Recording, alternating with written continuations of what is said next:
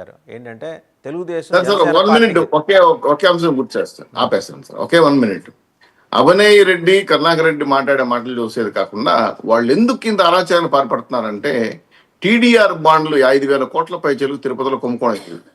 అది తెలుసుకొని అవినయ్ రెడ్డి ఎందుకు రాజీనామా చేసినా మాకు అర్థం కాదు. రాజీనామా చేసి ఎలక్షన్కి పోయాడు. ఇప్పుడు అది కాపాడుకోవాలంటే అధికారం కావాలని టీడీఆర్ బాండ్లు నాట్ ఓన్లీ తిరుపతి, రాష్ట్రం అంతా కూడా అదే పరిస్థితి కాబట్టి ఈ దుర్మార్గాలు బయటపడతాయనే ఉద్దేశంతో అధికార లాభాల కోసం మీరు పంపిన విజువల్స్ అన్ని ప్లే చేస్తున్నాను, చూడొచ్చండి. చౌదరి గారు, సుజాత గారు మాట్లాడతారు.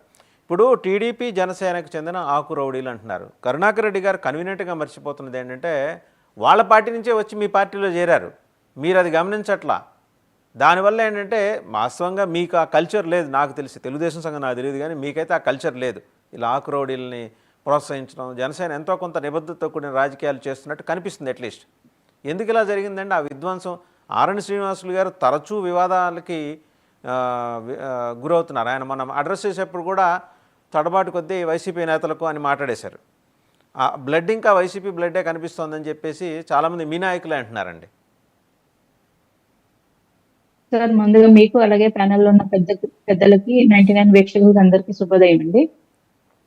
సార్, కరుణాకర్ రెడ్డి గారి మాటలు వింటుంటే దయ్యాలు వేదాలు వల్లిస్తున్నట్టుంది. అంటే మనం గత చరిత్ర చెప్పుకోకూడదు అనుకుంటాం, కానీ ఎవరు ఏంటి, ఎటువంటి నేచర్ అన్నది, ఆ పార్టీ యొక్క సిద్ధాంతాలు ఏంటి, వాళ్ళు ప్రవర్తించిన ప్రవర్తన ఏంటి అంటే కనుక మనం గతం ఖచ్చితంగా ఒక 2 నిమిషాలన్న గతం గురించి ప్రస్తావించాల్సిన అవసరం ఉంది సార్. గతంలో స్థానిక సంస్థల ఎన్నికల్లో ఎటువంటి అరాచకాలకి తెరలేపారు. రాష్ట్రం మొత్తం మీద కనీసం నామినేషన్లు కూడా వేయనివ్వకుండా టీడీపీ అంత పరిపాలనలో అంత అనుభవం ఉన్న పార్టీ కూడా నామినేషన్లు కూడా వేయలేని పరిస్థితి. జనసేన నాయకులు తెగించి నామినేషన్లు వేసినప్పటికీ కూడా నామినేషన్ వేస్తుంటే నామినేషన్ పత్రాలు చింపేసి ఏ విధంగా దాడులు చేశారు, ఇళ్ల మీదకు వెళ్లి అర్ధరాత్రి ఇళ్ల తలుపులు పగలగొట్టి దాడులు చేశారు. అన్ని ప్రత్యక్షంగా మనం వీడియోలతో సహా సాక్ష్యాధారాలతో సహా అన్ని చూసాం. మనకి తురకా కిషోర్ సంఘటన అయితే ఇప్పుడు రాష్ట్రం మొత్తం మర్చిపోదు. ఎంత దారుణంగా, అత్యంత దారుణంగా ఆయన రాడ్లు పట్టుకుని కారులో చొరబడి మరి వాళ్ళ మీద దాడి చేసిన సంగతి. మరి ఈ రోజు వచ్చి కరుణాకర్ రెడ్డి గారు కానీ రోజా గారు కానీ వచ్చి ఆధ్యాత్మిక నగరం అని చెప్పి మరి వీళ్ళకి ఈ రోజు గుర్తొచ్చిందా?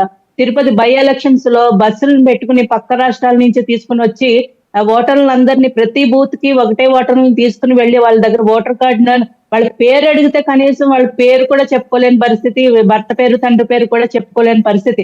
అంత పబ్లిక్ గా అక్కడ బీజేపీ ఎవరైతే కంటెస్టింగ్ క్యాండిడేట్ ఉన్నారో అన్ని పబ్లిక్ గా ఆవిడ వీడియోలతో సహా లైవ్ వచ్చినా కూడా ఎటువంటి చర్య ఆ రోజు ఏమీ జరగలేదు. వీళ్ళు ఈ రోజు బస్సుల సంస్కృతి వీళ్ళది, దాడుల సంస్కృతి వాళ్ళది, కిడ్నాపుల సంస్కృతి వాళ్ళది.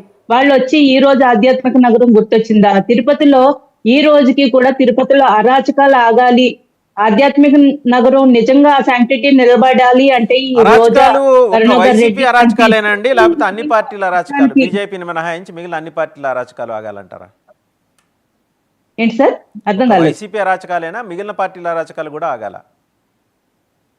ముఖ్యంగా వైసీపీ నాయకులు కరుణాకర్ రెడ్డి, రోజా లాంటి వ్యక్తులు అక్కడి నుంచి పూర్తిగా వాళ్ళు తప్పుకుంటేనే తప్ప వాళ్ళకి అన్ని ఎన్నికల్లోనూ వాళ్ళు పూర్తిగా ఓటమి పాలై వాళ్ళు కేసులన్నీ మొత్తం రుజువై వాళ్ళు జైల్లోకి పోతే తప్ప తిరుపతిలో ప్రశాంతత అనేది రాదు సార్.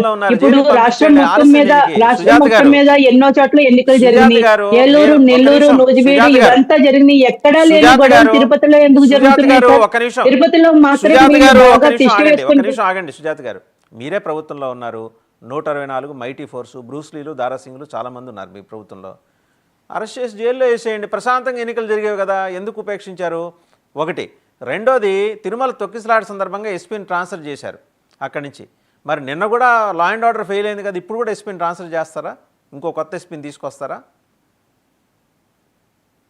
సార్, ఇప్పుడు అక్కడ తిరుపతి తొక్కిసలాట విషయం మీరు ప్రస్తావించారు కాబట్టి అది ముందుగా అనుకున్న ప్రోగ్రాము అక్కడ జరుగుతుంది.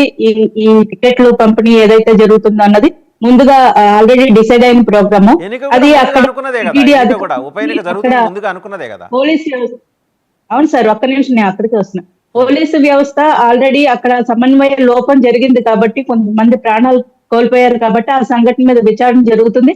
దాని మీద ఇమీడియట్ గా ట్రాన్స్ఫర్ చేయడం జరిగింది. ఎందుకంటే అక్కడ అధికారం సమన్వయ లోపం అనేది ఖచ్చితంగా కనిపించింది. అయితే నిన్న విషయంలో వచ్చేటప్పటికి వైసీపీకి వారి కార్పొరేటర్ల మీద అంత నమ్మకం ఉండి వారు అంత మద్దతు ఇస్తారు, వారికే ఓటు వేస్తారు అనుకుంటే వారిని తీసుకుని వెళ్ళి గోవాలో పెట్టాల్సిన అవసరం ఏంటి, చెన్నైలో పెట్టాల్సిన అవసరం ఏంటి, అక్కడెక్కడ దాచిపెట్టాల్సిన అవసరం ఏంటి, బస్సుల్లో తీసుకుని వెళ్ళి ఓటర్లను తీసుకొచ్చేది కార్పొరేటర్ని వాళ్ళందరినీ కిడ్నాపులు చేసుకుని దాచుకుని వచ్చి ఓట్లు వేయించే సంస్కృతి వైసీపీ సార్.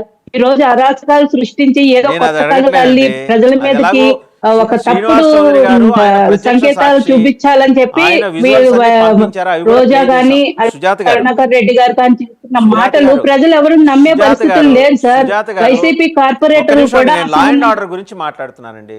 శ్రీనివాస్ చౌదరి గారు ఆయన ప్రత్యక్షంగా ఆయన విజిట్ చేసినప్పుడు జరిగిన విధ్వంసానికి సంబంధించిన విజువల్స్ పంపిస్తే అవి ప్లే చేశా.